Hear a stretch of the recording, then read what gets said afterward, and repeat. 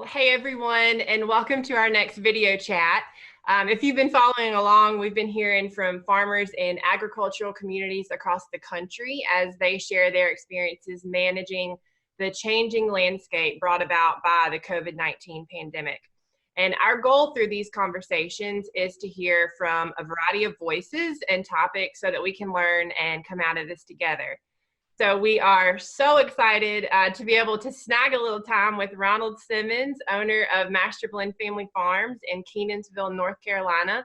Master Blend Family Farms was founded in 2012 and produces certified animal welfare approved by AGW pork for a variety of markets, direct to customer, and an expanding network of retail outlets that Ronald can tell you more about.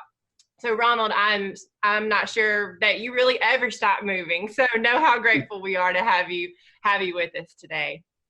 Thank you so much. It's an honor. Thank you so much. Absolutely. Glad to have you. So how are you and your family doing now, just several weeks into the pandemic?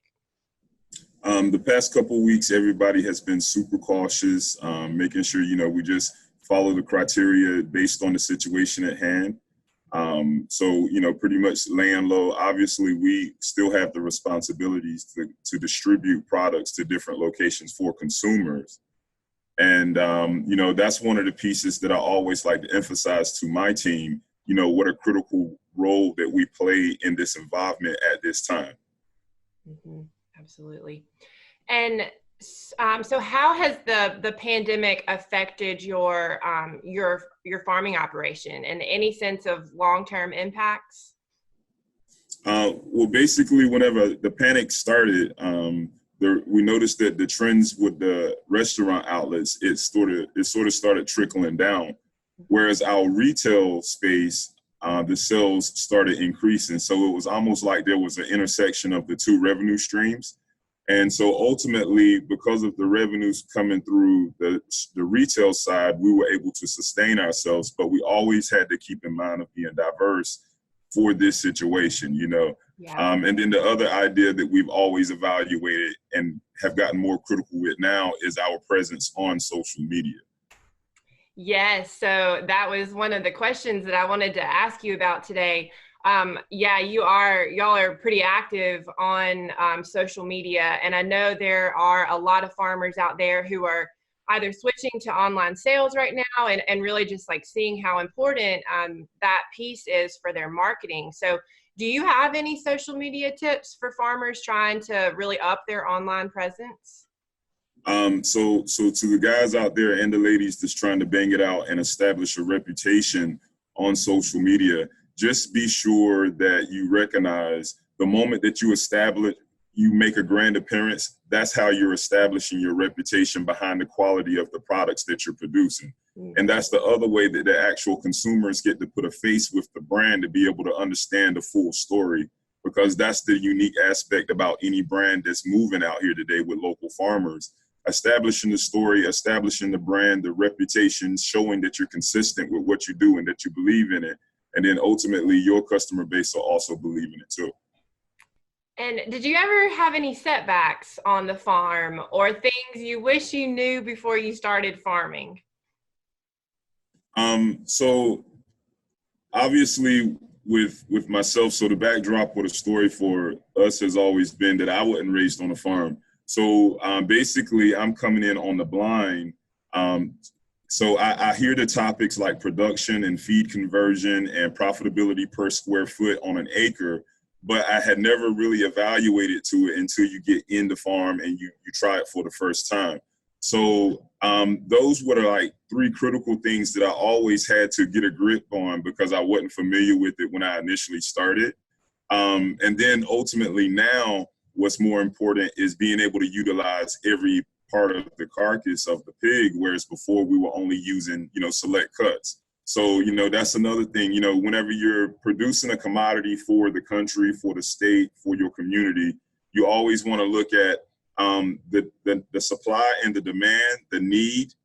And when you evaluate those things and you keep them on the forefront, then the rest of it kind of falls into place. And one of the challenges I know that all farmers across the country may face is like I said, establishing a reputation with your brand, with your products, getting out there and, stepping outside of your comfort zone and letting everybody know, okay, so you're not shy, you're not bashful, you're willing to stand behind your product. And at the end of the day, you'll have a following, and then, ultimately you can have the region going behind you wanting to consume the products that you're producing. Yeah. So, challenges, I always say to my team, myself and my kids, that your challenge can become your strength because you can embrace it. Once you actually take it head on, you know how to encounter it the next time it comes around. So it's not a big deal. You know what I mean? But those are key things. Production was another thing that I really had to master. And in order to really evaluate that, we had to first critique our dynamics of our breeding herd. And so we started looking at the genetics and looking at what was going to produce the most durable pigs, especially when we're out here on the pasture. So, we wanted to be able to keep up and, do what we say we do.